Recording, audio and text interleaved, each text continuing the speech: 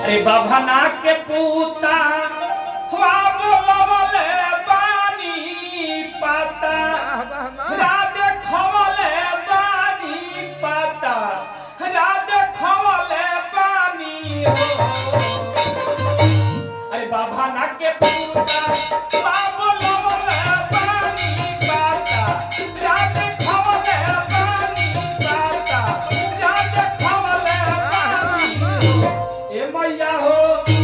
ए माई हो ए मैया हो बाजा माती जाओ ठाकुर वाले रानी तो हम बोलो वाले रानी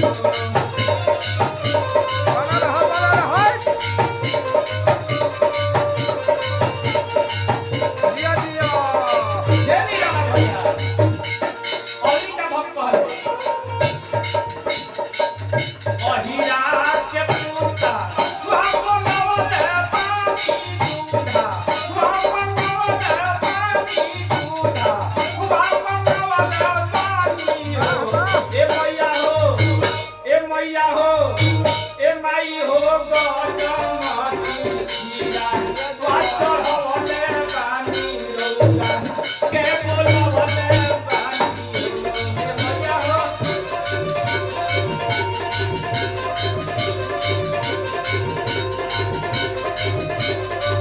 ए भाई हो गजमती जाना नातन वाले बानी रौरा के बोलवले बानी हो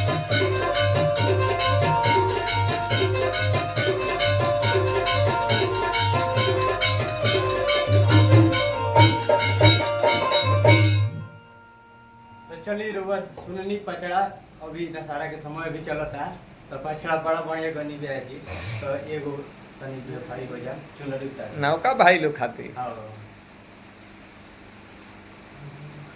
चलिए एगो व्यापारी हो जाओ ना तो भाई लोग खाती है मेरा सबसे ज्यादा बिल्कुल बिल्कुल दिल के टूटल मरीज ढेर बारे टोका टोकी चैनल के माध्यम से जे भी सुनता भैया आज के रोग का बा आज के रोग ऐसा हो गइल बा भैया जौन के लोग प्रेम रोग कोनो खराब रोग हो ना ना हो, ना लेकिन हो। एकरा के ऐसा बना दिया कि लोग अब एकरा के माने बेकार मानत है लेकिन हम एकरा के बेकार ना मानी एगो लड़का अपना साली से अपना भैया के साली से प्रेम कइले बा आ ओकरे बड़ाई करता कहत का तोहरा नजरी में बसल बा परान रनिया अरे तोहरा नजरी में बसल बा परान रनिया आ नहीं बोलबू त छूट जाई मोर परान रनिया ए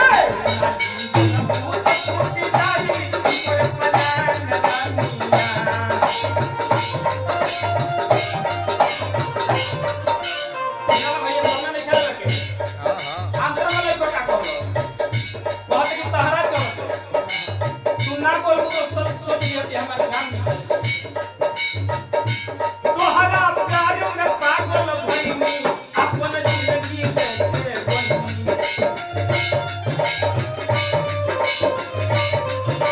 तोहरा प्यार में पागल भइनी अपन जिंदगी में बनी एक दिन चली जाई मोर जिंदगी के बजान रानिया अब चल जाई मोर जिंदगी के बजान रानिया नहीं भूत मोर पिता बजान रानिया नहीं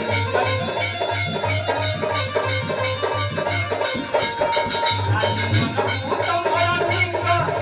बजान रानिया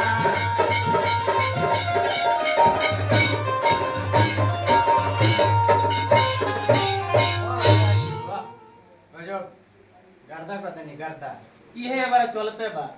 का करो चलते चलते हमने तूफान म्यूजिक वर्ल्ड के बारे में कुछ कह दिया रुको जी कह दी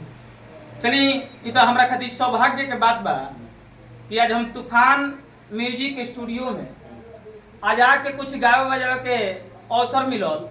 आ साथे साथे रउआ सबके भी दर्शन हो गइल, रउआ चैनल के भी माध्यम से जे भी श्रोता बा ओकरो दर्शन भइल, ओकर प्यार दुलार हमरा मिली। हमरा पूरा विश्वास बा जेगनिया और ही सब लोग के प्यार दुलार मिलेला उहाँ हमरो मिली, यह उम्मीद बा। आ धन्यवाद कहब कि सुनील भैया हमने ऐसा आदमी के माने हमने के माने एगो ना होला ऐसा कलाकार जे कलाकार के हमने कोनो परिचय नहीं थे, तो भैया के माध्यम से आज परिचय हो रहल बा, ई सौभाग्य की बात बा। अच्छा सुनील भैया के लगे वही रहुआ, सुनील भैया कैसन आदमी है? अभी तो आज हमने के मैंने पहला बार एक दो दिन पहले बात भइल फोन से, भैया के बात से हमरा ई लागल कि यहाँ के खाली दिलदार ना लयदारो भाई मैं लयदार बनी है। लयदार तो आइले बाकी देखी धीरे धीरे पता चल हमरा बुझाता जे अब हमने के परिचय जौन बा वैसन परिचय हो गइल बा कि हमने के गीत संगीत चले ना चले अपना बात के बात हो गई, लेकिन हमने के प्रेम जौन बा उ चलत रहे। आ सौभाग्य इहो बा हमरा खातिर कि आज हमरा निराला भैया आ हमरा सुमंत भैया, विजय भैया, हमारा श्यामलाल भाई जेकरा माध्यम से मैंने इहे सबके सपोर्ट बा कि हम गावे के प्रयास करेंगे, तो हम तो पहले जाते ना नहीं गावे। चलिए ये भी वीडियो देखा था तूफान म्यूजिक वर्ल्ड पर आके और अपन प्रतिभा के दिखा सकता, कैसे यहाँ पे पूरा फुल सपोर्ट होला। सुनील भैया के बारे में का कहल जाए, जितना बड़ाई कहल जाए उतना कम है बा। चलिए धन्यवाद।